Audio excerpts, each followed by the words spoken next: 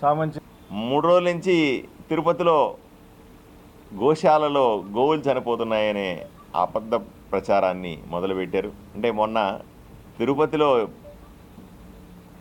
కల్తీ నెయ్యితో ఏ విధంగా ప్రసాదాలు వండించారు, తిరుమల లడ్డులో కల్తీ నెయ్యి వాడడం వల్ల వచ్చినటువంటి అపచారం గురించి 6 నెలల ముందు పెద్ద ఎత్తున ప్రజలు చర్చించుకొని వైఎస్ఆర్సీపీ అప్పటి ప్రభుత్వాన్ని, జగన్మోహన్ రెడ్డి ముఖ్యమంత్రి గారిని, అప్పటి ముఖ్యమంత్రి గారిని పూర్తిగా అసహించుకునే పరిస్థితుల్లో ఈరోజు ఏదో విధంగా సింపతి పాలిటిక్స్, సానుభూతి రాజకీయాలని తీసుకురావాలన్న ఉద్దేశంతో, ఈ ప్రభుత్వం మీద బురద జల్లాలన్న ఉద్దేశంతో తిరుమల తిరుపతి దేవస్థానం గోవులు అనే కొత్త డ్రామాకి తలలేపారు.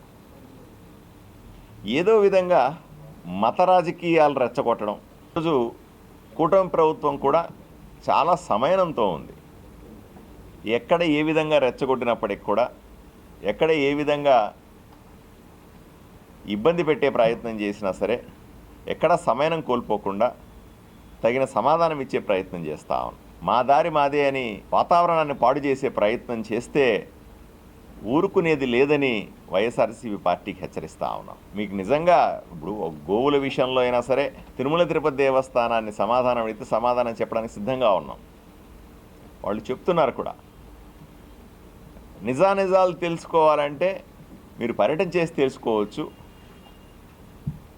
లేదా ఆఫీసర్లను, అధికారులను అడిగి తెలుసుకునే ప్రయత్నం చేయొచ్చు.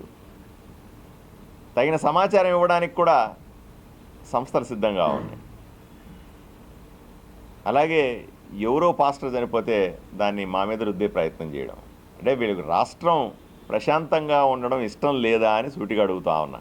ఈ విధమైనటువంటి మత రాజకీయాలు, ఈ రకమైనటువంటి అశాంతి రాజకీయాలు చేయొద్దని జగన్మోహన్ రెడ్డి గారిని హెచ్చరిస్తా ఉన్నా. రోజా గారు మొన్నటిదాకా మంత్రిగా చేసిన మనిషి, రాజకీయాల్లో పనిచేసే సందర్భంలో వాళ్ళు ఏ విధంగా అయినా సరే నిరసన తెలిపే హక్కు ఉండదు, మనకేం ఇబ్బంది లేదు. కానీ నోటికొచ్చినట్లు మాట్లాడే హక్కు ఎవరికీ ఉండదు. నేను రోజా గారికి సూటిగా చెప్తా ఉన్నా, నోరు అదుపులో పెట్టుకోవాలి, ఒళ్ళు దగ్గర పెట్టుకొని ఉండాలి. అలా కాకుండా పిచ్చి పిచ్చిగా నోటికొచ్చినట్లు మాట్లాడితే రాజకీయాల్లో అప్పుడు నడిచిందేమో కానీ ఇప్పుడు నడవదు కదా. రోజా గారిని కాపాడే శక్తి ఈ రాష్ట్రంలో ఎవరికి లేదు. ఎందుకంటే ఆమె చేసినన్ని తప్పులు ఈ రాష్ట్రంలో ఇంకెవరు చేసి ఉండరు. ఆమె చేసినంత అవినీతి ఈ రాష్ట్రంలో ఎవరు చేసి ఉండరు. ఆవిడ చేసిన తప్పులకు ఆల్రెడీ విచారణ జరుగుతూ ఉంది. ఆమెను కాపాడగలిగే శక్తి, ఆమెను బయట వేయగలిగే శక్తి ఈ రాష్ట్రంలో ఏ మంత్రికి ఉంటుంది? అన్ని తప్పులు చేసింది ఆమె. రెండవది, ప్రజా జీవితంలో ఉన్నప్పుడు హుందాతనం ఉండాలి.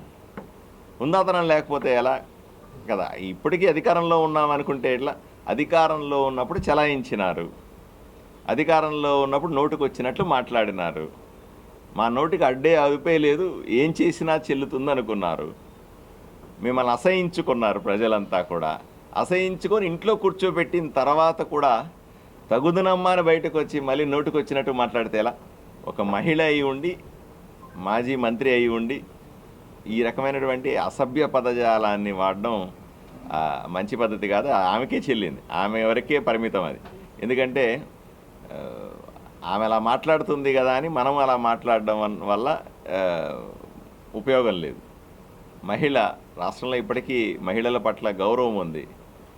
రాష్ట్ర ప్రభుత్వం కూడా, మేము కూడా ఎమ్మెల్యేలుగా మహిళల పట్ల ఎంతో గౌరవాన్ని, సహనాన్ని ప్రదర్శించాల్సిన సమయం. ఆమె నోటుకొచ్చింది మాట్లాడితే మనం కూడా నోటుకొచ్చింది మాట్లాడకూడదు. ఏదైనా సరే రోజా గారు నోరు అదుపులో పెట్టుకోండి, కొద్దిగా ఒళ్ళు దగ్గర పెట్టుకొని మాట్లాడండి. ఇది ఇంకా మీరు అధికారంలోనే ఉన్నాము, మేము ఏం మాట్లాడినా ఏం చేసినా చెల్లుతుంది అనుకుంటున్నారేమో. అలా జరగదు అని ఆవిడకి స్పష్టంగా చెప్తా ఉన్నాను.